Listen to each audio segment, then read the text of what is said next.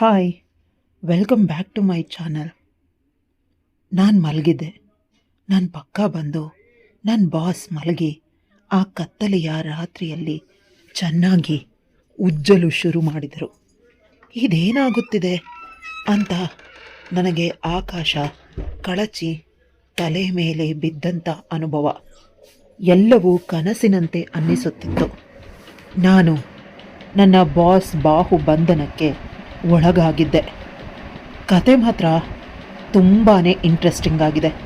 ಯಾರೂ ಎಲ್ಲೂ ಸ್ಕಿಪ್ ಮಾಡಿದೆ ಕತೆನ ಕೊನೆ ತನಕ ಕೇಳ್ತಾ ಹೋಗಿ. ಮುಂಬೈನ ಅಷ್ಟು ದೊಡ್ಡ ಸಿಟಿಯಲ್ಲಿ ನನಗೆ ಯಾರೊಬ್ಬರೂ ಗೊತ್ತಿರಲಿಲ್ಲ. ಕೈಯಲ್ಲಿ ಹಣ ಇರಲಿಲ್ಲ. ಆ ಸಮಯದಲ್ಲಿ ನನ್ನ ಬಾಸ್ ನನಗೆ ದೇವರಂತೆ ನೆರವಾದರು. ಆದರೆ ಅವರು ಈ ಸಮಯದ ಮುಖವಾಡದ ಹಿಂದೆ ಅಡಗಿದ್ದ ಆಸೆಯ ಹಸಿವು ನನಗೆ ಅರಿವಾಗಲೇ ಇಲ್ಲ. ನನಗೆ ಅರಿವಾಗೋ ಅಷ್ಟರಲ್ಲಿ ಇನ್ನೆಂದು ತಪ್ಪಿಸಿಕೊಳ್ಳಲಾರದಂಥ ಚಕ್ರವ್ಯೂಹದಲ್ಲಿ ಸಿಲುಕಿಕೊಂಡು ಬಿಟ್ಟಿದ್ದೆ. ಲಾಕ್ಡೌನ್ನ ಸಮಯದಲ್ಲಿ ನನಗೆ ಮುಂಬೈಯಲ್ಲಿ ಕೆಲಸ ಸಿಕ್ಕಿತ್ತು. ಆನ್ಲೈನ್ನಲ್ಲಿ ಒಂದು ವೇಕೆನ್ಸಿ ನೋಡಿ ಅಪ್ಲೈ ಮಾಡಿದ್ದೆ. ನನ್ನ ಅದೃಷ್ಟನೋ ಏನೋ ಅನ್ನೋ ಅಂತೆ ನನಗೆ ಅಪ್ಲೈ ಮಾಡಿದ ಕೂಡಲೇ ಕೆಲಸ ಸಿಕ್ಕೇ ಬಿಡ್ತು. ಆದರೆ ಸಂಬಳ ಮಾತ್ರ ತೀರಾ ಕಡಿಮೆ, ಕೇವಲ 15,000 ಮಾತ್ರ ಆಗಿತ್ತು. ಮುಂಬೈ ನನಗೆ ಸಂಪೂರ್ಣವಾಗಿ ಹೊಸ ಜಾಗ ಆಗಿತ್ತು. ಅಲ್ಲಿ ಯಾರ ಪರಿಚಯ ಆಗಲಿ ಅಥವಾ ಸಹಾಯ ಮಾಡಲು ನನಗೆ ಯಾರೂ ಇರಲಿಲ್ಲ. ಆ ಕಂಪನಿಯಲ್ಲಿ ನಾನು ಇಂಟರ್ವ್ಯೂ ಅಟೆಂಡ್ ಮಾಡಲು ಹೋದಾಗ ನನ್ನ ಇಂಟರ್ವ್ಯೂ ತೆಗೆದುಕೊಂಡಂತಹ ನನ್ನ ಬಾಸ್ ಇದೆಲ್ಲವನ್ನ ಕೇಳಿ ತಿಳಿದುಕೊಂಡು ಅವರ ಮನೆಯ ಮೇಲಿನ ಮಹಡಿಯಲ್ಲಿ ಒಂದು ಮನೆ ಖಾಲಿ ಇದೆ, ನಿನಗೆ ಬೇಕಾದರೆ ಬಂದು ಅಲ್ಲಿ ಇರಬಹುದು, ನಾನದಕ್ಕೆ ವ್ಯವಸ್ಥೆ ಮಾಡಿಕೊಡ್ತೀನಿ ಅಂತ ಹೇಳಿದ್ರು. ನಿಜಕ್ಕೂ ಆ ಕ್ಷಣದಲ್ಲಿ ನನಗವರು ದೇವರಂತೆ ಕಾಣಿಸಿದ್ರು. ನಾನು ಒಪ್ಕೊಂಡೆ. ಆ ಸಮಯದಲ್ಲಿ ನಾನು ತುಂಬ ಕಷ್ಟದಲ್ಲಿದ್ದೆ. ಆದರೆ ನನ್ನ ಬಗ್ಗೆ, ನನ್ನ ಅಸಹಾಯಕತೆ ಬಗ್ಗೆ ಅವ್ರಿಗೆ ತಿಳಿದಿತ್ತು. ಅವ್ರಿಗೆ ನನ್ನ ಮೇಲೆ ಒಂದು ಕಣ್ಣಿತ್ತು, ಆಸೆ ಜಾಸ್ತಿ ಇತ್ತು. ಅವ್ರು ಕೇವಲ ಅವ್ರ ಲಾಭಕ್ಕಾಗಿ ಮಾತ್ರ ನನಗೆ ಸಹಾಯ ಮಾಡಿದರು. ಇದು ನನಗೆ ಕ್ರಮೇಣ ಅರ್ಥವಾಗ್ತಾ ಹೋಯಿತು. ನಾನು ಕೆಲಸಕ್ಕೆ ಸೇರಿಕೊಂಡು ಕೆಲಸ ಮಾಡೋದಕ್ಕೆ ಶುರು ಮಾಡಿದೆ. ನಾನು ನೋಡೋದಕ್ಕೆ ತುಂಬ ಸುಂದರವಾಗಿದ್ದೆ. ನಾನು ಹೆಚ್ಚಾಗಿ ಟ್ರೆಡಿಷ್ನಲ್ ಬಟ್ಟೆಗಳನ್ನು ಮಾತ್ರ ಧರಿಸ್ತಾ ಇದ್ದಿದ್ದು. ನನಗವು ಮಾತ್ರ ಇಷ್ಟ ಆಗ್ತಾ ಇತ್ತು. ನನ್ನ ಮನೆಯಲ್ಲಾಗಲಿ ಅಥವಾ ಆಫೀಸಲ್ಲಾಗಲಿ ನನ್ನ ಬಾಸ್ ನನ್ನ ಮೇಲೆ ಕಣ್ಣಿಟ್ಟಿರ್ತಾನೇ ಇದ್ದರು. ಅವ್ರ ಮನೆಯಲ್ಲಿ 6 ವರ್ಷದ ಒಬ್ಬಳು ಮಗಳಿದ್ಲು. ನೋಡೋದಕ್ಕೆ ತುಂಬ ಮುದ್ದಾಗಿದ್ಲು. ನನ್ನ ಸಮಯ ಸಿಕ್ಕಾಗ ಅವ್ರ ಹೆಂಡತಿ ಮತ್ತು ಮಗಳ ಜೊತೆ ಕಾಲ ಕಳೀತಿದ್ದೆ. ಕೆಲಸಕ್ಕೆ ಸೇರಿದ ನಂತರ ಅವರು ನನ್ನ ಬಗ್ಗೆ ತುಂಬಾ ಕಾಳಜಿ ವಹಿಸ್ತಿದ್ರು. ನನ್ನ ಬಾಸ್ ನನ್ನ ಸೌಂದರ್ಯಕ್ಕೆ ಹುಚ್ಚರಾಗಿಬಿಟ್ಟಿದ್ದಾರೆ ಅಂತ ನನಗೆ ಅನ್ನಿಸ್ತಾ ಇತ್ತು. ನಾನು ಏನು ತಿಂತಾ ಇದ್ದೀನಿ, ಹೇಗಿದ್ದೀನಿ, ಏನು ಮಾಡ್ತಾ ಇದ್ದೀನಿ ಅಂತ ಯಾವಾಗಲೂ ನನ್ನನ್ನು ವಿಚಾರಿಸ್ಕೊಳ್ತಾನೇ ಇರ್ತಿದ್ರು. ಅವ್ರ ನಗುನಲ್ಲಿ ಕೆಟ್ಟ ಆಲೋಚನೆಗಳು ಇರೋದು ನನಗೆ ತಿಳಿದು ಬರ್ತಾ ಇತ್ತು. ಆದರೆ ನನ್ನ ಆ ಅಸಹಾಯಕ ಸ್ಥಿತಿಯಲ್ಲಿ ಏನೂ ಹೇಳೋದಕ್ಕೆ ಆಗ್ತಾನೇ ಇರಲಿಲ್ಲ. ಯಾಕಂದರೆ ನನ್ನ ಆ ಕೆಟ್ಟ ಪರಿಸ್ಥಿತಿಯಲ್ಲಿ ಅವರು ನನಗೆ ದೇವರಂತೆ ಬಂದು ಸಹಾಯ ಮಾಡಿದರು. ಆ ಒಂದು ಕಾರಣಕ್ಕಾಗಿ ನಾನು ಏನೂ ಹೇಳದೆ ಸುಮ್ಮನೆ ಇದ್ದೆ. ಆದರೆ ನನ್ನ ಆ ಮೌನವನ್ನು ಅವರು ಲಾಭ ಪಡ್ಕೊಳ್ತಾರೆ ಅಂತ ನಾನು ಕನಸಲ್ಲಿನೂ ಅಂದ್ಕೊಂಡಿರಲಿಲ್ಲ. ಅಲ್ಲಿಗೆ ಬಂದು 1 ತಿಂಗಳಾಗ್ತಾ ಬಂತು. ನಾನು ಎಲ್ಲರ ಜೊತೆ ಹೊಂದ್ಕೊಂಡು ಹೋಗೋದಕ್ಕೆ ಶುರು ಮಾಡಿದ್ದೆ. ಒಂದಿನ ನಂಗೆ ರಜೆ ಇತ್ತು. ನನ್ನ ಬಾಸ್ನ ಹೆಂಡತಿ ನನ್ನನ್ನು ಊಟಕ್ಕೆ ಕರೆದಿದ್ರು. ನಾನು ಮೊದಲಿಗೆ ಬೇಡ ಅಂತ ಎಷ್ಟೇ ಹೇಳಿದ್ರು ಅವರು ಒತ್ತಾಯ ಮಾಡಿದ ಮೇಲೆ ಇಲ್ಲ ಅಂತ ಹೇಳೋಕ್ಕಾಗದೆ ಅನಿವಾರ್ಯವಾಗಿ ಅವ್ರ ಮನೆಗೆ ಊಟಕ್ಕೆ ಅಂತ ಹೋಗಿದ್ದೆ. ಅಂದು ಊಟದ ಸಮಯದಲ್ಲಿ ನನ್ನ ಬಾಸ್ ಡೈನಿಂಗ್ ಟೇಬಲ್ ಮೇಲೆ ನನ್ನ ಎದುರುಗೇನೆ ಕೂತ್ಕೊಂಡ್ಬಿಟ್ಟಿದ್ರು. ನಾವೆಲ್ಲರೂ ಒಟ್ಟಿಗೆ ಕೂತ್ಕೊಂಡು ಊಟ ಮಾಡ್ತಾ ಇದ್ವಿ. ಆದರೆ ನನ್ನ ಬಾಸ್ ಸುಮ್ಮನೆ ಇರಬೇಕಲ್ಲ, ಟೇಬಲ್ ಕೆಳಗಡೆಯಿಂದ ನನ್ನ ಕಾಲನ್ನು ಅವ್ರ ಕಾಲಿಂದ ಸವರ್ತಾ, ಇವತ್ತು ಅಡುಗೆ ತುಂಬ ಚೆನ್ನಾಗಾಗಿದೆ ಅಂತ ಅವ್ರ ಹೆಂಡತಿಗೆ ಹೇಳಿದ್ರು. ನಂಗೆ ನಿಜಕ್ಕೂ ಆಗ ಏನು ಮಾಡಬೇಕು ಅಂತಾನೆ ತಿಳಿಲಿಲ್ಲ. ಊಟ ಅಂತೂ ಗಂಟ್ಲಲ್ಲಿ ಇಳಿತಾನೇ ಇಲ್ಲ. ಅವ್ರು ಮಾಡ್ತಾ ಇರೋ ಈ ಚೇಷ್ಟೆಗೆ ಏನೋ ಹೇಳೋಕ್ಕಾಗದೆ ಸುಮ್ಮನಾಗೋದೆ. ಅವ್ರ ಹೆಂಡತಿ ನಾಚ್ಕೊಳ್ತಾ, ನಿಮ್ಮ ಸುಳ್ಳು ಹೊಗಳಿಕೆಗೆ ನಿಮ್ಮ ಬಳಿನೇ ಇಟ್ಕೊಳ್ಳಿ ಅಂತ ಹೇಳಿದಾಗ ನನ್ನ ಬಾಸ್, ಅಯ್ಯೋ ಇದು ಯಾಕೆ ಹೀಗೆ ಹೇಳ್ತಿದ್ಯಾ, ನಿಜವಾಗ್ಲೂ ಅಡುಗೆ ತುಂಬಾ ಚೆನ್ನಾಗಿದೆ, ಬೇಕಾದರೆ ನಾನು ಮುಂದೆ ಕೂತಿರುವಂಥ ಶಾರದಾಳನ್ನೇ ಕೇಳಿ ನೋಡು ಅಂತ ಹೇಳಿಬಿಟ್ರು. ಆಗ ನಾನು ಕೂಡ ವಿಧಿಯಿಂದೆ ಹೌದು ಮೇಡಮ್, ಊಟ ತುಂಬಾ ರುಚಿಯಾಗಿದೆ ಅಂತ ಹೇಳಿಬಿಟ್ಟೆ. ಆದರೆ ಟೇಬಲ್ನ ಕೆಳಗಡೆ ನಡೀತಾ ಇದ್ದಂಥ ಆ ಚೇಷ್ಟೆ ಪಾಪ ಅವ್ರ ಹೆಂಡತಿಗೆ ಗೊತ್ತೇ ಆಗಲಿಲ್ಲ. ಹೆಂಗೆ ಗೊತ್ತಾಗಕ್ಕೆ ಸಾಧ್ಯ? ನೀನು ನಿನ್ನ ಬಾಸು ಸದಾರಾಮೆ ನಾಟಕ ಆಡ್ತಾ ಇರಬೇಕಾದ್ರೆ ಪಾಪ ಅವನ ಹೆಂಡ್ತಿಗೆ ಹೆಂಗೆ ತಾನೇ ಗೊತ್ತಾಗಬೇಕು. ನೀನು ಸರಿಯಾಗಿದೆಯಾ ಬಿಡು, ಚೆನ್ನಾಗಿ ಅವನು ಉಚ್ತಾ ಇರೋದನ್ನ ಮಜಾ ತಗೊಂಡು ಮಜಾ ಮಾಡ್ತಾ ಇದೆಯಾ, ನಡೀಲಿ. ಅವ್ರ ಚೇಷ್ಟೆನ ತಾಳೋಕ್ಕಾಗದೆ ನಾನು ನಾಚಿಕೆಯಿಂದ ತಲೆ ತಗ್ಸಿ ಊಟ ಮಾಡಿದೆ. ಹಾಗೋ ಹೀಗೋ ಕಷ್ಟಪಟ್ಟು ಊಟ ಮುಗಿಸಿ ಎಲ್ರಿಗೂ ಗುಡ್ ನೈಟ್ ಹೇಳಿ ನಾನು ರೂಮ್ಗೆ ಹೋದೆ. ಅವತ್ತಿನ ರಾತ್ರಿ ನಾನು ಬಹಳನೇ ಯೋಚನೆ ಮಾಡಿದೆ, ಇದೆಲ್ಲ ಏನು ನಡೀತಾ ಇದೆ ನನ್ನ ಜೀವನದಲ್ಲಿ, ನಿಜಕ್ಕೂ ಭಯ ಆಗ್ತಾ ಇದೆ.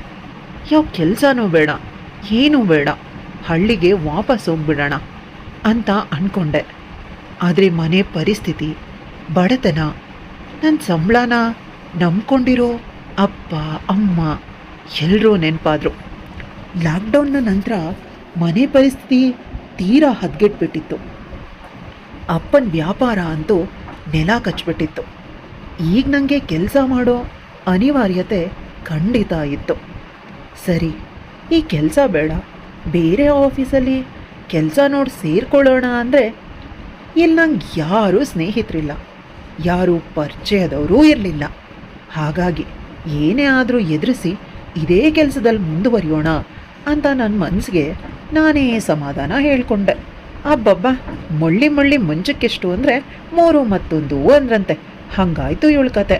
ಇಲ್ಲಿಗೆ ಬರೋದಕ್ಕಿಂತ ಮುಂಚೆ ಮುಂಬೈಯಲ್ಲಿ ಯಾರಾದರೂ ಪರಿಚಯ ಇದ್ರ ಅಂದರೂ ಹೊಸ ಕಂಪ್ನಿ ಅಂತ ಬಂದ್ಲು ತಾನೆ, ನೋಡೀಗ ಎಂಥ ಸದಾರಾಮೆ ನಾಟಕ ಆಡ್ತಾಳೆ ಅಂತ ಅಲ್ಲಿಗೆ ಉಳ್ಕೊಂಡೆ. ಮತ್ತು ಇನ್ಯಾವತ್ತಾದರೂ ಹೀಗೆ ಅವ್ರು ನನ್ನ ಜೊತೆ ನಡ್ಕೊಂಡ್ರೆ ಖಂಡಿತ ಈ ರೀತಿ ಮೌನವಾಗಿರೋದನ್ನು ಬಿಟ್ಟು ಬಾಯ್ಬಿಟ್ಟು ಏನಾದರೂ ಹೇಳಲೇಬೇಕು ಅಂತ ನಂಗೆ ನಾನೇ ನಿರ್ಧಾರ ಮಾಡಿಕೊಂಡೆ. ಮರುದಿನ ಆಫೀಸಲ್ಲಿ ನನ್ನ ಬಾಸ್ ನನ್ನನ್ನು ಅವ್ರ ಚೇಂಬರ್ಗೆ ಕರೆದ್ರು. ನನ್ನ ಜೊತೆಗೆ ಏನಾದರೂ ತಪ್ಪು ನಡೆದು ಬಿಡತ್ತೆ ಏನೋ ಅಂತ ಭಯದಿಂದ ನನ್ನ ಕೈಕಾಲುಗಳು ನಡುಕ್ತಾನೇ ಇದ್ವು. ನಾನು ನಿಧಾನವಾಗಿ ಅವ್ರ ಚೇಂಬರ್ ಒಳಗಡೆ ಹೋದೆ. ಸರ್ ನನ್ನನ್ನು ಕರೆದಿದ್ದಾರಾ ಅಂತ ಕೇಳಿದೆ. ಆಗ ನನ್ನ ಬಾಸ್, ಹೌದು ಶಾರದಾ, ನೀನು ತುಂಬ ಚೆನ್ನಾಗಿ ಕೆಲಸ ಮಾಡ್ತಿದ್ಯಾ, ಆಫೀಸ್ನಲ್ಲಿ ಹೀಗೆ ಕೆಲಸ ಮಾಡಿದ್ರೆ ನಿಮಗೆ ಬೇಗನೆ ಪ್ರಮೋಷನ್ ಕೊಡಿಸ್ಬಿಡ್ತೀನಿ ಅಂತ ಹೇಳಿದ್ರು. ಆಗ ನಾನು, ಸರ್ ನಾನು ನನ್ನ ಕೆಲಸನ ಮಾಡ್ತಾಯಿದ್ದೀನಿ ಅಷ್ಟೇ ಅಂತ ಹೇಳಿದೆ. ಆಗವರು, ಇನ್ನೊಂದು ಮಾತನ್ನೂ ಹೇಳ್ತೀನಿ, ನನ್ನ ಬಗ್ಗೆ ತಪ್ಪಾಗಿ ತಿಳ್ಕೊಳ್ಬೇಡ ಅಂದರು. ಮೊಳ್ಳ ತಪ್ಪಾಗಿ ತಿಳ್ಕೊಳ್ಬೇಡ್ದಂತೆ, ಹೆಂಡತಿ ಇಟ್ಕೊಂಡು ಇಲ್ಲಿ ಎಂಪ್ಲಾಯ್ ಜೊತೆ ಮಜಾ ಮಾಡ್ತವನೆ, ತಪ್ಪಾಗಿ ತಿಳ್ಕೊಬೇಡ್ದಂತೆ ಇವನನ್ನು. ನಾನು ನಿಜಕ್ಕೂ ಭಯ ಪಡ್ತಾ ಅದೇನು ಹೇಳಿ ಸರ್ ಅಂತ ಕೇಳಿದೆ. ಆಗವರು, ನಿನ್ನ ಸ್ವಭಾವ, ನಡವಳಿಕೆ ಮತ್ತು ಮಾತುಗಳು ಎಲ್ಲನೂ ತುಂಬಾ ಚೆನ್ನಾಗಿದೆ, ಹಾಗೆಯೇ ನೀನು ನೋಡೋದಕ್ಕೆ ಕೂಡ ತುಂಬಾ ಸುಂದರವಾಗಿದೆಯಾ ಅಂತ ಅವ್ರು ಹೇಳ್ತಾ ಇದ್ದಾಗ ಒಳೊಳಗೆ ಭಯ ಆಗ್ತಾಯಿತ್ತು.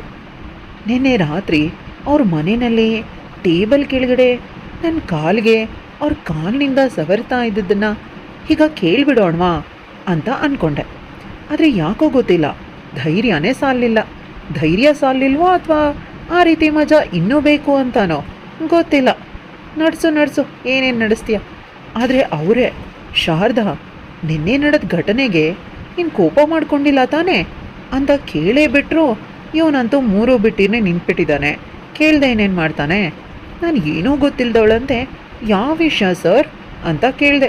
ನಾನು ಹೇಳಿಲ್ವ ಇವಳು ಮಳ್ಳಿ ಅಂತ. ಆಗ ಅವರು ಊಟದ ಸಮಯದಲ್ಲಿ ಅಂತ ಹೇಳಿ ಅರ್ಧಕ್ಕೆ ಮಾತನ್ನು ನಿಲ್ಲಿಸ್ಬಿಟ್ರು. ಆಗ ನಾನು ಏನು ಅಂತ ಹೇಳಿ ಕೆಲಸದ ಅನಿವಾರ್ಯತೆ ಇದ್ದಿದ್ದರಿಂದ ಹಾಗೇನೂ ಇಲ್ಲ ಸರ್ ಅಂತ ಹೇಳಿ ಅಲ್ಲಿಂದ ಸೀದಾ ಹೊರಗಡೆ ಬಂದುಬಿಟ್ಟೆ. ನಂಗಲ್ಲಿ ನಿಲ್ಲೋದಕ್ಕೂ ಕೂಡ ಸಾಧ್ಯ ಆಗಲಿಲ್ಲ. ವಾಶ್ರೂಮ್ಗೆ ಹೋಗಿ 2 ನಿಮಿಷ ಮನಸೋ ಇಚ್ಛೆ ಹತ್ಬಿಟ್ಟೆ. ನನ್ನ ಈ ಅಸಹಾಯಕ ಪರಿಸ್ಥಿತಿನ ನೋಡಿ ನನ್ನ ಮೇಲೆ ನನಗೇ ಕೋಪ ಬರ್ತಿತ್ತು.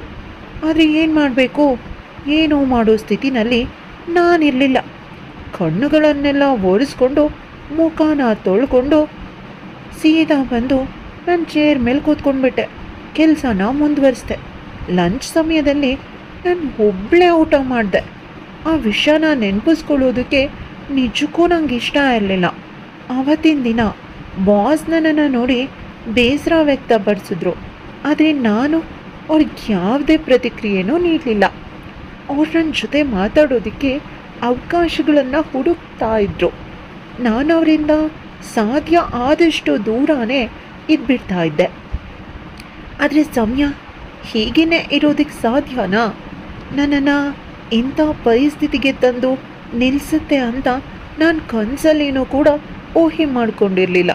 ಅಬ್ಬಬ್ಬ, ಪರಿಸ್ಥಿತಿ ಅಂತೆ ಪರಿಸ್ಥಿತಿ, ಹೆಂಗೆ ಮಾತಾಡ್ತಾಳೆ ನೋಡಿ. ಇವಳೇ ಮೌನವಾಗಿ ಅವನು ಏನೇ ಮಾಡಿದ್ರು ಮಜಾ ಮಾಡ್ಕೊಂಡು ಸುಮ್ಮನಿದ್ದಾಳೆ. ಆದರೆ ಈಗ ನೋಡಿದ್ರೆ ಪರಿಸ್ಥಿತಿ ಅಂತೆ. ಆವತ್ತಿನ ದಿನ ಸೋಮವಾರ ಆಗಿತ್ತು. ಅವ್ರ ಹೆಂಡತಿ ಸೋಮವಾರ ದೇವಸ್ಥಾನಕ್ಕೆ ಹೋಗ್ತಿದ್ರು. ಸಮಯ ಬೆಳಗ್ಗೆ 7 ಗಂಟೆ. ನನ್ನ ಬಾಸ್ ಆ ಅವಕಾಶನ ಬಳಸ್ಕೊಂಡ. ನನ್ನ ರೂಮಿಗೆ ಬಂದ. ನಾನು ಬೆಳಗ್ಗೆ ಗಾಳಿ ಬರಲಿ ಅಂತ ಬಾಗಿಲನ್ನು ತೆಗೆದಿಡ್ತಿದ್ದೆ. ಆವತ್ತು ನಾನು ಮಲ್ಕೊಂಡಿದ್ದೆ. ಅವ್ರು ಬಂದು ನನ್ನ ಪಕ್ಕದಲ್ಲೇ ಮಲ್ಕೊಂಡ್ರು. ನನಗಂತೂ ಸಿಕ್ಕಾಪಟ್ಟೆ ಭಯ ಆಗೋದಕ್ಕೆ ಶುರುವಾಯಿತು. ಆಕಾಶನೇ ಕಳಚಿ ತಲೆ ಮೇಲೆ ಬಿದ್ದಂಥ ಅನುಭವ. ಆದರೆ ಏನು ಮಾಡಲಿ, ನಾನು ಏನೂ ಮಾಡೋದಕ್ಕೆ ತೋಚದೆ ಹಂಗೆ ಯೋಚನೆ ಮಾಡೋದಕ್ಕೆ ಪ್ರಾರಂಭ ಮಾಡಿಬಿಟ್ಟೆ. ಅಬ್ಬಬ್ಬಾ, ಇವಳು ನೋಡಿ ಪಕ್ಕದಲ್ಲಿ ಬಂದು ಮನ್ಕೊಂಡ್ರು ಏನೂ ಮಾಡಲ್ವಂತೆ, ಯೋಚನೆ ಮಾಡ್ತಾಳಂತೆ. ಇದು ಯಾರಾದರೂ ನಂಬೋಮತ್ತಾ? ನಾನಂತೂ ವಯಸ್ಸಿಗೆ ಬಂದಂಥ ಹೆಣ್ಣು, ಯೌವನದಲ್ಲಿ ಬೇರೆ ಇದ್ದೆ. ಇಂಥ ಕೆಲಸಗಳನ್ನು ಮಾಡೋದಕ್ಕೆ ಆಗೊಮ್ಮೆ ಈಗೊಮ್ಮೆ ನನಗೂ ಕೂಡ ಮನಸ್ಸಾಗ್ತಿತ್ತು. ಇದೇಳು ಸರದಾರಮ್ಮೆ, ನಿಂಗೂ ಆಸೆ ಆಯ್ತಿತ್ತು ಅಂತ. ಕಳೆದ 2 ವರ್ಷಗಳಿಂದ ಬಾಯ್ ಫ್ರೆಂಡ್ ಜೊತೆ ಬ್ರೇಕಪ್ ಬೇರೆ ಮಾಡ್ಕೊಂಡ್ಬಿಟ್ಟಿದ್ದೆ. ಆದರೆ ಅಂಥ ಸಂಬಂಧ ಯಾರ ಜೊತೆ ಕೂಡ ಇಲ್ಲಿವರೆಗೂ ಇಟ್ಕೊಂಡೇ ಇರಲಿಲ್ಲ. ಆವತ್ತು ನನ್ನ ಬಾಸ್ ನನ್ನ ಪಕ್ಕ ಮಲ್ಕೊಂಡು ಹೀಗೆ ಚೆನ್ನಾಗಿ ಉಚ್ತಾ ಇರೋದು ನಂಗೆ ಕನಸಲ್ಲಿರೋ ಅಂತ ಅನ್ನಿಸ್ತಿತ್ತು. ಕನಸಲ್ಲಿ ನನ್ನ ಬಾಯ್ ಫ್ರೆಂಡ್ ಮತ್ತು ನಾನು ಯಾವುದೋ ನಿರ್ಜನ ಪ್ರದೇಶದಲ್ಲಿ ಇದ್ದಂತೆ ನನಗೆ ಅನ್ನಿಸ್ತಾ ಇತ್ತು. ಅವರು ನಿಧಾನವಾಗಿ ನನ್ನನ್ನು ಅವರ ಕಡೆ ತಿರುಗಿಸ್ಕೊಂಡು ನನ್ನ ಕೆನ್ನೆ ಮತ್ತು ಹಣೆಗೆ ಚುಂಬಿಸಿದ್ರು. ನನ್ನ ದೇಹ ಬಿಸಿಯಾಗಿತ್ತು, ಮೈಯೆಲ್ಲ ಬಿಸಿಯಾಗ ತೊಡಗಿತ್ತು. ಬಾಸ್ ನನ್ನ ಜೊತೆ ಎಲ್ಲ ಕೆಲಸಗಳನ್ನು ಮುಗಿಸಿಕೊಂಡು ಅವರ ಆಸೆಗಳನ್ನು ಈಡೇರಿಸಿಕೊಂಡರು. ಇದ್ದಕ್ಕಿದ್ದಂತೆ ನನಗೆ ಎಚ್ಚರವಾಯಿತು. ಮತ್ತೆ ಕಣ್ಣು ತೆರೆದು ನೋಡಿದ್ರೆ ಎದುರಿಗೆ ನನ್ನ ಬಾಸ್ ಇದ್ದರು. ಆದರೆ ಎಷ್ಟು ಹೊತ್ತು ನಾನು ನನ್ನ ಬಾಸ್ ಜೊತೆ ಇದೆಲ್ಲ ಮಾಡ್ತಾ ಇದ್ದೀನಿ ಅಂತ ತಿಳಿದು ನಿಜಕ್ಕೂ ನನಗೆ ಭಯ ಆಗೋದಕ್ಕೆ ಶುರುವಾಯಿತು. ಯಾಕಂದರೆ ನನ್ನ ಕನಸಲ್ಲಿ ನಾನು ಇದೆಲ್ಲವನ್ನು ನನ್ನ ಬಾಯ್ ಫ್ರೆಂಡ್ ಜೊತೆ ಮಾಡ್ತಾ ಇದ್ದೀನಿ ಅಂತ ಅಂದ್ಕೊಂಡು ನನ್ನ ಬಾಸ್ಗೆ ಸಹಕರಿಸಿಬಿಟ್ಟಿದ್ದೆ. ಇನ್ನೇನು ನಾನು ಕಿರ್ಚೋದಕ್ಕೆ ಬಾಯಿ ತೆರೆದೆ. ಅಷ್ಟರಲ್ಲಿ ನನ್ನ ಬಾಯನ್ನು ಮುಚ್ಚಿ ಸುಮ್ಮನಿರೋ ಶಾರದಾ, ಇಲ್ಲದೇ ಇದ್ದರೆ ಎಲ್ರಿಗೂ ನಮ್ಮ ಈ ಸಂಬಂಧದ ಬಗ್ಗೆ ತಿಳಿದು ಬಿಡತ್ತೆ ಅಂತ ನಾನು ಒದ್ದಾಡಿ ಬೆಡ್ ಮೇಲಿಂದ ಎದ್ದು ಬಾತ್ರೂಮ್ ಒಳಗಡೆ ಓಡಿ ಹೋದೆ. ನನ್ನ ಬಾಸ್ ಹೊರಗಡೆ ನಿಂತು, ಶಾರದಾ, ನನ್ನನ್ನು ಕ್ಷಮಿಸ್ಬಿಡು, ನಾನಿನ ಸೌಂದರ್ಯವನ್ನು ನೋಡಿ ನನ್ನನ್ನು ನಾನೇ ನಿಯಂತ್ರಿಸ್ಕೊಳ್ಳೋದಕ್ಕೆ ಆಗಲೇ ಇಲ್ಲ, ಪ್ಲೀಸ್ ಅಂತ ಕೇಳ್ಕೊಂಡ್ರು. ತುಂಬ ಹೊತ್ತು ಇದೇ ರೀತಿ ಬೇಡ್ಕೊಳ್ತಾ ಗೋಗರಿತಾ ಇದ್ರು. ಅದಾದಮೇಲೆ ನನ್ನಿಂದ ಯಾವುದೇ ಪ್ರತಿಯುತ್ತರ ಸಿಗದೇ ಇದ್ದಾಗ ಅವರು ಅವ್ರ ಮನೆಗೆ ಹೋಗಿ ಬಿಟ್ಟರು.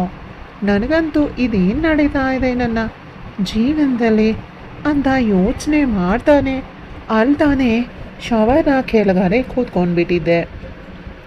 ಶವರ್ ನೀರಿನ ಜೊತೆಯಲ್ಲಿಯೇ ನನ್ನ ಕಣ್ಣೀರು ಕೂಡ ಕೆರೆಗೆ ಹೋಗ್ತಾ ಇತ್ತು. ಈಗ ನಾನು ಹೇಗೆ ಆಫೀಸಿಗೆ ಹೋಗಲಿ, ಹೇಗೆ ನನ್ನ ಮುಖನ ಅವ್ರಿಗೆ ತೋರಿಸ್ಲಿ ಅಂತ ತಿಳಿತಾನೇ ಇರಲಿಲ್ಲ. ಸಮಯ ಆಗಲೇ 9:30 ಆಗಿಬಿಟ್ಟಿತ್ತು. ನನಗೆ ಏನೂ ತೋಚಲಿಲ್ಲ. ನನ್ನ ಬಾಸ್ ಪುನಃ ಬಂದು ಬೇಗ ರೆಡಿಯಾಗಿ ಆಫೀಸಿಗೆ ಬಾ, ಸಮಯ ಆಯಿತು ಅಂತ ಅವರೇ ಹೇಳಿಬಿಟ್ರು. ನಾನು ರೆಡಿಯಾಗಿ ಊಟನೂ ಕೂಡ ಮಾಡಿದೆ ಆಫೀಸಿಗೆ ಹೊರಟೆ. ಅವತ್ತಿನ ದಿನ ಪೂರ್ತಿ ಭಯದಿಂದ ಯಾರ ಜೊತೆಗೂ ಮಾತನಾಡಲೇ ಇಲ್ಲ. ಹಸಿವೆಯಿಂದ ಹೊಟ್ಟೆ ಹಸಿತಾ ಇತ್ತು. ಲಂಚ್ ಸಮಯದಲ್ಲಿ ನನ್ನ ಗೆಳತಿ ಸರಿತಾ ಮತ್ತು ನಾನು ಹೋಟೆಲ್ಗೆ ಹೋಗಿ ಊಟ ಮಾಡಿ ಬಂದ್ವಿ. ಊಟದ ನಂತರ ನನ್ನ ಮನಸ್ಸು ಸ್ವಲ್ಪವೇ ತಿಳಿಯಾದಂತೆ ಅನ್ನಿಸ್ತು. ಆಫೀಸಿಗೆ ಬಂದ ಮೇಲೆ ಬಾಸ್ ಮಾಡಿದ ಕೆಲಸದ ಬಗ್ಗೆ ಹೆಚ್ಚು ಯೋಚನೆ ಮಾಡೋದ್ರಲ್ಲಿ ಅರ್ಥನೇ ಇಲ್ಲ ಅಂತ ನನ್ನನ್ನು ನಾನೇ ಸಮಾಧಾನ ಮಾಡಿಕೊಂಡೆ. ಆದರೆ ಎಷ್ಟೇ ಮರೆಯೋದಕ್ಕೆ ಪ್ರಯತ್ನ ಪಟ್ಟರು ನನ್ನ ಬಾಯ್ ಫ್ರೆಂಡ್ ಪದೇ ಪದೇ ನನಗೆ ನೆನಪಾಗ್ತಾನೇ ಇದ್ದ. ಅವತ್ತಿನ ಕೆಲಸ ಮುಗಿಸ್ಕೊಂಡು ಮನೆಗೆ ಹೋದೆ. ನನ್ನ ಬಾಸ್ ಅವತ್ತಿನ ದಿನ ಸ್ವಲ್ಪ ಬೇಗನೆ ಆಫೀಸ್ನಿಂದ ಮನೆಗೆ ಹೋಗಿ ಪೇಪರ್ ಓದ್ತಾ ಕೂತಿದ್ರು. ನನ್ನ ಮನಸ್ಸನ್ನು ಸ್ವಲ್ಪ ತಿಳಿಗೊಳಿಸುವ ಸಲುವಾಗಿ ಸರಿತಾಳ ಜೊತೆ ಶಾಪಿಂಗಿಗೆ ಹೋಗಿ ಸ್ವಲ್ಪ ಸುತ್ತಾಡಿಕೊಂಡು ಲೇಟಾಗಿ ಮನೆಗೆ ಬಂದೆ. ನಾನು ಮನೆಗೆ ಬಂದ ತಕ್ಷಣ ಪೇಪರ್ ಓದೋದನ್ನು ಬಿಟ್ಟು ನನ್ನನ್ನು ನೋಡ್ತಾ ಇದ್ರು. ನಾನು ಸ್ವಲ್ಪ ಅವ್ರ ಕಡೆ ತಿರುಗಿ ನೋಡ್ತಾ ನಗ್ತಾ ಮೇಲೆ ಹೋದೆ. ಇದು ನನ್ನ ಬಾಸ್ಗೆ ನಾನು ಸಿಗ್ನಲ್ ಕೊಟ್ಬಿಟ್ಟಿದ್ದೀನಿ ಅಂತ ಅಂದ್ಕೊಂಡ್ಬಿಟ್ರು. ಆದರೆ ನಾನು ನನ್ನ ಬಾಯ್ ಫ್ರೆಂಡ್ನ ಬಗ್ಗೆ ಯೋಚಿಸ್ತಾ ಬೇರೆ ಲೋಕದಲ್ಲಿನೇ ಮುಳುಗಿ ಹೋಗ್ಬಿಟ್ಟಿದ್ದೆ. ಹಾಗಾಗಿ ನನ್ನ ಬಾಸ್ ನೋಡಿದ ತಕ್ಷಣ ಪ್ರತಿದಿನ ನಗೋ ಥರನೇ ಇವತ್ತು ಕೂಡ ನಗ್ಬಿಟ್ಟಿದ್ದೆ ಅಷ್ಟೇ. ಅವತ್ತಿನ ರಾತ್ರಿ ಸುಮಾರು ಒಂದು 12 ಗಂಟೆ ಆಗಿತ್ತು. ನನ್ನ ಮೊಬೈಲ್ಗೆ ಒಂದು ಮೆಸೇಜ್ ಕೂಡ ಬಂತು. ತೆಗೆದು ನೋಡಿದಾಗ ಅದು ನನ್ನ ಬಾಸ್ ಕಡೆಯಿಂದ ಆಗಿತ್ತು. ಹಾಯ್ ಶಾರದಾ, ಏನು ಮಾಡ್ತಾ ಇದೆಯಾ ಅಂತ ಕಳಿಸಿದ್ರು. ನಾನು ಸಮಯ ನೋಡಿದೆ. ಇಷ್ಟೊತ್ತಿನಲ್ಲಿ ಏನು ರೀಪ್ಲೇ ಮಾಡೋದು ಬೇಡ ಅಂತ ಅಂದ್ಕೊಂಡು ಸುಮ್ಮನೆ ಆದೆ. ಆದರೂ ಕೂಡ ಯಾಕೋ ಮನಸ್ಸು ತಡೆದೆ ಹಾಯ್ ಅಂತ ಕಳಿಸೇ ಬಿಟ್ಟೆ. ಮಳ್ಳಿ ಬೇಡ ಬೇಡ ಅಂದ್ಕೊಂಡೆ ಕಳಿಸ್ಬಿಡ್ಲಂತೆ. ನೋಡಪ್ಪ, ಮನಸ್ಸಲ್ಲಿ ಹಿಂಗೆ ಆಸೆ ಇದೆ, ಆದರೆ ಹೊರಗಡೆ ಬೇಡ ಬೇಡ ಅಂದ್ಕೊಂಡು ಸುಮ್ಮನಿರೋದು. ಎಷ್ಟು ಹುಡುಗಿರು ನೋಡಿಲ್ಲ ಈ ಥರದವ್ರನ್ನ ಅಲ್ವಾ? ಆಗ ವಾಯ್ಸ್ ತಕ್ಷಣಕ್ಕೆ ಐ ಆಮ್ ವೆರಿ ಸಾರಿ ಅಂತ ಕಳಿಸ್ಬಿಟ್ರು. ಆಗ ನಾನು ಅಂತ ಕಳಿಸ್ದೆ. ಆಗ ಅವ್ರು ನಿಜಕ್ಕೂ ನೀನು ತುಂಬಾ ಸುಂದರವಾಗಿ ಕಾಣಿಸ್ತಿದ್ದೆ ಸಂಜೆ ನೋಡಿದಾಗ ಅಂತ ಹೇಳಿದರು. ಆಗ ನಾನು ಇದೇನು ಹೇಳ್ತಿದ್ದೀರಾ ಸರ್ ಅಂತ ಕೇಳಿದೆ. ಆಗ ಅವ್ರು ನನ್ನನ್ನು ಒಮ್ಮೆ ಭೇಟಿ ಆಗು ಅಂತ ಕೇಳ್ಕೊಂಡ್ರು. ಆಗ ನನ್ನ ಭಯದಿಂದ ಇಲ್ಲ ಸರ್, ಅದು ಯಾವತ್ತಿಗೂ ಸಾಧ್ಯನೇ ಇಲ್ಲ ಅಂತ ಹೇಳಿದೆ. ಆಗ ಅವರು ಗೋಗರಿಯುವಂತೆ please Sharada, please please please please ಇಲ್ಲ ಅಂತ ಹೇಳಬೇಡ ಅಂತ ಕೇಳ್ಕೊಂಡ್ರು. ಆಗ ನಾನು ಏನು ಹೇಳಬೇಕು ಅಂತ ತಿಳಿದೆ ಓಕೆ ಅಂತ ಹೇಳಿಬಿಟ್ಟೆ. ಆಗ ಅವರು ಓಕೆ ಅಂದರೆ ಏನು ಅಂತ ಕೇಳಿದ್ರು. ನಾನು ಏನು ಮಾಡಬೇಕು ಅಂತ ತಿಳಿದೆ ಸುಮ್ಮನೆ ಆಗೋಗ್ಬಿಟ್ಟೆ. 5 ನಿಮಿಷ ಕಳೆದಿತ್ತು. ನನ್ನ ಮನೆ ಬಾಗಿಲನ್ನು ಯಾರೋ ತಟ್ಟದಂಥ ಶಬ್ದ ಕೇಳಿಸ್ತು. ನಾನು ನಿಧಾನವಾಗಿ ಬಂದು ಬಾಗಿಲು ತೆಗೆದೆ. ಎದುರುಗಡೆ ನನ್ನ ಬಾಸ್ ನಿಂತ್ಕೊಂಡ್ಬಿಟ್ಟಿದ್ರು. ಅವ್ರ ಕಣ್ಗಳಲ್ಲಿ ಹಸಿವಿತ್ತು. ಬೆಳಗ್ಗೆ ನಡೆದ ವಿಷಯ ನನ್ನ ಮನಸ್ಸಿಂದ ಹೋಗ್ತಾನೇ ಇರಲಿಲ್ಲ. ಅವ್ರು ನೇರವಾಗಿ ನಿನ್ನನ್ನು ಪಡ್ಕೊಳ್ಳೇಬೇಕು ಅನ್ನಿಸ್ತಿದೆ, ನೀನು ನನ್ನ ಜೀವನಕ್ಕೆ ಮೊದಲೇ ಬರಬೇಕಾಗಿತ್ತು, ನಿನ್ನ ಈ ಸೌಂದರ್ಯ ನನ್ನ ತಲೆ ಕೆಡಿಸ್ತಿದೆ ಅಂತ ಹೇಳಿ ಒಳಗೆ ಬಂದುಬಿಟ್ರು. ಬಾಗಿಲನ್ನು ಲಾಕ್ ಕೂಡ ಮಾಡಿಬಿಟ್ರು. ಸರ್ ಪ್ಲೀಸ್ ಏನೋ ತಪ್ಪು ಮಾಡಬೇಡಿ, ನಿಮ್ಗೆ ಈಗಾಗಲೇ ಮದುವೆ ಆಗಿದೆ, ಹೆಂಡತಿ ಇದ್ದಾಳೆ, ಮುದ್ದಾದ ಮಗಳೂ ಇದ್ದಾಳೆ, ಪ್ಲೀಸ್ ನನ್ನನ್ನು ಬಿಟ್ಬಿಡಿ ಅಂತ ಭಯದಿಂದ ಕೇಳಿಕೊಂಡೆ. ಆಗ ಅವರು ನನ್ನನ್ನು ಗಟ್ಟಿಯಾಗಿ ಅಪ್ಕೊಂಡು ಪ್ಲೀಸ್ ಶಾರದಾ ಇಲ್ಲ ಅಂತ ಹೇಳಬೇಡ, ನಿನ್ನನ್ನು ನೋಡಿದಾಗಿನಿಂದ ನನ್ನನ್ನು ನಾನೇ ಕಂಟ್ರೋಲ್ ಮಾಡ್ಕೊಳ್ಳೋದಕ್ಕೆ ಆಗ್ತಿಲ್ಲ. ನಿನ್ನ ಸೌಂದರ್ಯ ನಂಗೆ ಹುಚ್ಚಿಡಿಸ್ತಿದೆ. ಏನು ಮಾಡಲಿ? ಹೌದು, ನನಗೂ ಗೊತ್ತು ನನಗೆ ಹೆಂಡತಿ ಇದ್ದಾಳೆ, ಮುದ್ದಾದ ಮಗಳೂ ಇದ್ದಾಳೆ. ಆದರೆ ಏನು ಮಾಡಲಿ, ನಿನ್ನ ಸೌಂದರ್ಯಕ್ಕೆ ನಾನು ದಾಸನಾಗ್ಬಿಟ್ಟಿದ್ದೀನಿ ಅಂತ ಹೇಳಿ ನನ್ನ ದೇಹದ ಎಲ್ಲ ಕಡೆಗಳಲ್ಲಿ ಅವ್ರ ಕೈಗಳು ಓಡಾಡೋದಕ್ಕೆ ಶುರು ಮಾಡಿದ್ರು. ಅವ್ರ ತುಟಿಗಳಿಂದ ನನ್ನ ದೇಹದ ಎಲ್ಲ ಭಾಗಗಳನ್ನು ಅಳತೆ ಮಾಡೋದಕ್ಕೆ ಶುರು ಮಾಡಿದ್ರು. ನಾನು ಕೂಡ ಅವ್ರ ಆ ಸ್ಪರ್ಶಕ್ಕೆ ಸೋಲ್ತಾ ಹೋದೆ. ನನ್ನ ಬಾಯ್ ಫ್ರೆಂಡ್ನ ನೆಪದಲ್ಲಿ ಅವರನ್ನು ಅಪ್ಕೊಂಡೆ. ಅವ್ರು ನನ್ನ ಸವರ್ತಾನೇ ಇದ್ದರು. ನಿಜಕ್ಕೂ ನೀನು ತುಂಬಾ ಸೌಂದರ್ಯವತಿ. ನಿನ್ನ ಮೈಯಿಂದ ಬರುವಂಥ ಸುವಾಸನೆ ನನ್ನನ್ನು ಹುಚ್ಚಿಡಿಸ್ತಾ ಇದೆ ಅಂತ ಹೇಳ್ತಿದ್ರು. ನಾನಂತೂ ನಾಚಿಕೆಯಿಂದ ಏನೂ ಮಾತಾಡಲೇ ಇಲ್ಲ. ಮೊಳ್ಳಿ ನೋಡಿದ್ರಾ, ಭಯ ಆಗ್ತಿದೆ, ಬಾಯ್ ಫ್ರೆಂಡ್ ಅನ್ಕೋತೀನಿ, ಹಾಗೆ ಹೀಗೆ ಅಂದ್ಕೊಂಡು ಮೊಳ್ಳಿ ಥರ ಮಂಚಕ್ಕೆ ಹೋಗಿ ಮುದ್ದಾಡ್ಸ್ಕೊತಾವಳೆ. ಈಗ ಅವಳಿಗೆ ನಾಚಿಕೆ ಬೇರೆ ಕೇಡು. ಸರಿಯಾಗಿದ್ದಾಳೆ. ಇಲ್ಲ, ಆಗವರು ಶಾರದಾ ನೀನು ತುಂಬಾ ಹಾಟ್ ಆಗಿದೆಯಾ ಅಂದರು. ಆಗ ನಾನು ನಾಚಿಕೆಯಿಂದ, ಸರ್ ಪ್ಲೀಸ್ ಹಾಗೆಲ್ಲ ಹೇಳ್ಬೇಡಿ, ನಂಗೆ ನಾಚಿಕೆ ಆಗುತ್ತೆ ಅಂತ ಕೇಳಿಕೊಂಡೆ. ಆದರೆ ನನಗೂ ಕೂಡ ಆ ಅನುಭವ, ಆ ಸ್ಪರ್ಶ ನಿಜಕ್ಕೂ ಬೇಕು ಅನ್ನಿಸ್ತಿತ್ತು. ಬರೀ ಬಾಯಿ ಮಾತಲ್ಲಿ ಮಾತ್ರ ಬೇಡ ಸರ್, ಬಿಟ್ಬಿಡಿ ಅಂತ ಕೇಳ್ಕೊಳ್ತಿದ್ದೆ. ಆದರೆ ನನ್ನಿಂದ ಬಿಡಿಸ್ಕೊಳ್ಳೋದಕ್ಕೆ ಯಾವುದೇ ಪ್ರಯತ್ನ ನಡೀಲೇ ಇಲ್ಲ. ಅವ್ರಿಗೂ ಕೂಡ ಅರ್ಥ ಆಗ್ತಿತ್ತು ಅವ್ರು ಮಾಡ್ತಾ ಇದ್ದಿದ್ದು ನಂಗೆ ಇಷ್ಟ ಆಗ್ತಿದೆ ಅಂತ. ಅವ್ರು ಮಾಡಿಸ್ತಾನೆ ಮನಸಾರೆ ಇಷ್ಟಪಟ್ಟು ಆಸ್ವಾದಿಸ್ತಾ ಅವ್ರಿಗೆ ಸಹಕರಿಸ್ದೆ. ಅವ್ರ ಆ ಸ್ಪರ್ಶ ನನ್ನ ದೇಹದಲ್ಲಿ ಹೊಸ ಸಂಚಲನವನ್ನು ಉಂಟು ಮಾಡಿತ್ತು.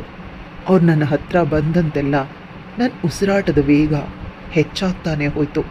ಅವ್ರ ಬಾಹು ಬಂಧನದಲ್ಲಿ ನನ್ನನ್ನು ನಾನು ಸಂಪೂರ್ಣವಾಗಿ ಮರೆತುಬಿಟ್ಟಿದ್ದೆ. ಅವತ್ತಿನ ರಾತ್ರಿ ನಮ್ಮಿಂದ ನಡುವೆ ಇದ್ದ ಅಂತರ ಕರಗಿ ಹೋಗಿತ್ತು. ಪರಿಸ್ಥಿತಿ ನಮ್ಮ ಕೈಗೆ ಸಿಗದಂತೆ ಕೈ ಮೀರೋಗಿತ್ತು. ಅವ್ರ ಪ್ರೀತಿಯ ಆಳ ಮತ್ತು ನನ್ನ ಅಸಹಾಯಕತೆ ಬಂದಾಗ ನಮ್ಮನ್ನು ವಿವರಿಸಲಾಗದ ಸುಳಿಗೆ ತಳ್ಳಿಬಿಟ್ಟಿತ್ತು. ಅವನ ರಾತ್ರಿ ನಮ್ಮಿಬ್ಬರ ಜೀವನದ ಹಾದಿಯನ್ನೇ ಬದಲಿಸಿಬಿಟ್ಟಿತ್ತು. ಅವ್ರ ಪ್ರತಿ ಸ್ಪರ್ಶದಲ್ಲೂ ಒಂದು ರೀತಿಯ ಮಾಂತ್ರಿಕತೆ ಇತ್ತು. ಅವರ ಸನಿಹ ನಂಗೆ ಹೊಸ ಜಗತ್ತನ್ನೇ ಪರಿಚಯಿಸಿತು. ನಮ್ಮ ಭಾವನೆಗಳು ಮತ್ತು ಆಸೆಗಳು ಒಂದಾಗಿ ಅವ್ರ ಸುಂದರ ಕ್ಷಣಕ್ಕೆ ಸಾಕ್ಷಿಯಾಗಿದ್ವು. ನಾವಿಬ್ಬರು ಈಗ ಪರಸ್ಪರ ಹತ್ತಿರವಾಗ್ಬಿಟ್ಟಿದ್ದೀವಿ. ಆಗ ನನ್ನ ಬಾಸ್ ತಮ್ಮ ಕೆಲಸ ಮುಗಿಸ್ಕೊಂಡು ಪಕ್ಕದಲ್ಲಿ ಮಲಗಿ, ಉಫ್, ನೀನು ನೋಡೋದಕ್ಕೆ ತುಂಬಾ ಸುಂದರವಾಗಿದೆಯಾ, ನನ್ನ ಆಸೆಗಳಿಗೆ ತುಂಬಾ ಚೆನ್ನಾಗಿ ಸಹಕರಿಸ್ತೀಯ. ಇವತ್ತಿನವರೆಗೂ ನನ್ನ ಹೆಂಡತಿ ಕೂಡ ಹೀಗೆ ಸಹಕರಿಸಿಲ್ಲ. ನನ್ನ ಜೀವನದಲ್ಲಿ ನೀನೊಂದು ರೀತಿ ನಶೆ ಇದ್ದಂತೆ. ಈ ನಶೆ ಜೀವನ ಪೂರ್ತಿ ಹೀಗೇ ಬೇಕು ಅಂತ ಅನ್ನಿಸ್ತಿದೆ. ಅವರ ಮಾತುಗಳನ್ನು ಕೇಳಿ ನಿಜಕ್ಕೂ ನನ್ನ ಮನಸ್ಸಿಗೆ ತುಂಬಾ ಖುಷಿಯಾಗಿತ್ತು. ಹಲೋ ಮೇಡಮ್, ಅಷ್ಟೊಂದು ಖುಷಿ ಪಡಬೇಡಿ. ಅವನು ಸ್ಪಷ್ಟವಾಗಿ ಹೇಳ್ತಿದ್ದಾನೆ ನೀನೊಂದು ನಶೆ ಅಂತ. ನಶೆನ ತಗೊಳ್ಳೋರು ಇಷ್ಟಪಡ್ತಾರೆ, ಆದರೆ ಮನೆಯವ್ರು ಬೇಡ ಅಂದರೆ ಅದನ್ನು ಬಿಡೋದಕ್ಕೂ ರೆಡಿಯಾಗಿರ್ತಾರೆ ಅಂತ ತಲೆನಲ್ಲಿ ಇಟ್ಕೋಬೇಕು. ಆ ಖುಷಿ ಸಂಪೂರ್ಣವಾಗಿ ಬೇರೆಯೇ ತರಬೇಕು. ನಾವಿಬ್ಬರು ಅಂದ್ಕೊಳ್ತಿದ್ವಿ, ಸಂಪೂರ್ಣವಾಗಿ ಒಂದಾಗಿದ್ವಿ. ನಂಗೆ ಮೊದಲಿಗೆ ಇದೆಲ್ಲ ತಪ್ಪು ಅಂತ ಅನಿಸಿದ್ರು ಕೂಡ ನನ್ನ ಬಾಸ್ ಅದೆಲ್ಲವನ್ನು ಮೀರಿ ಈಗ ನನಗೆ ಆ ಸುಖದ ಅನುಭವವನ್ನು ಮಾಡಿಸ್ಬಿಟ್ಟಿದ್ರು. ನನ್ನ ಜೀವನದಲ್ಲಿ ಅತಿಯಾಗಿ ಆವರಿಸ್ಕೊಂಡ್ಬಿಟ್ಟಿದ್ರು. ಅವ್ರ ಸುಖಕ್ಕೆ ನಾನೀಗ ಪೂರ್ತಿಯಾಗಿ ಹುಚ್ಚಿಯಾಗ್ಬಿಟ್ಟಿದ್ದೆ. ಅವ್ರು ನನ್ನನ್ನು ಅವ್ರ ಕಡೆ ತಿರುಗಿಸ್ಕೊಂಡು, ನಿಂದು ತುಂಬಾ ಟೈಟ್ ಆಗಿದೆ, ಮೊದಲನೇ ಸಲವ ಅಂತ ಕೇಳ್ತಿದ್ರು. ನನಗಂತೂ ಏನು ಹೇಳಬೇಕು ಅಂತ ತಿಳಿತಾನೇ ಇರಲಿಲ್ಲ. ಸ್ವಲ್ಪ ಸಮಯದ ನಂತರ ಮತ್ತೆ ನನ್ನನ್ನು ಆವರಿಸ್ಕೊಂಡ್ರು. ಇನ್ನೊಮ್ಮೆ ಅವರ ಆಸೆಗಳನ್ನು ಪೂರೈಸಿಕೊಳ್ಳಲು ಶುರು ಮಾಡಿದರು. ಸ್ವಲ್ಪ ಸಮಯದ ನಂತರ ಅವರ ಕೆಲಸವನ್ನು ಮುಗಿಸಿದರು. ನನಗೆ ಅದು ಅನುಭವಕ್ಕೆ ಬಂತು. ನಂತರ ಈಗ ನಾನು ಹೋಗ್ತೀನಿ, ಇಲ್ಲದೇ ಇದ್ದರೆ ನನ್ನ ಹೆಂಡತಿ ಬಂದು ಬಿಡ್ತಾಳೆ ಅಂತ ಹೇಳಿ ಹೊರಟೇ ಬಿಟ್ರು. ನೋಡಿದ್ರ ಎಷ್ಟೇ ಆದ್ರೂ ಇಟ್ಕೊಂಡೋಳು ಇರೋ ತನಕ ಕಟ್ಕೊಂಡೋಳು ಕೊನೆ ತನಕ. ಹೆಂಡತಿ ಅನ್ನೋ ಭಯ ಇದ್ದೇ ಇರುತ್ತೆ ಯಾವುದೇ ನಶನಲ್ಲಿ ಇದ್ದರೂ ಕೂಡ. ಆ ರಾತ್ರಿ ಘಟನೆ ನನ್ನನ್ನು ದೈಹಿಕವಾಗಿ ಮತ್ತು ಮಾನಸಿಕವಾಗಿ ತುಂಬ ಸುಸ್ತಾಗಿಸ್ಬಿಟ್ಟಿತ್ತು. ನಂಗೆ ನಿಜಕ್ಕೂ ತುಂಬ ಖುಷಿ ಸಿಕ್ಕಿತ್ತು. ಸ್ವಲ್ಪ ಹೊತ್ತಿನ ನಂತರ ನಂಗೆ ವಾಶ್ರೂಮ್ಗೆ ಹೋಗಬೇಕು ಅನ್ನೋ ಅನಿಸಿಕೆ, ಆದರೆ ನಡೆಯೋದಕ್ಕೆ ಆಗದಂತಹ ಪರಿಸ್ಥಿತಿಯಲ್ಲಿದ್ದೆ.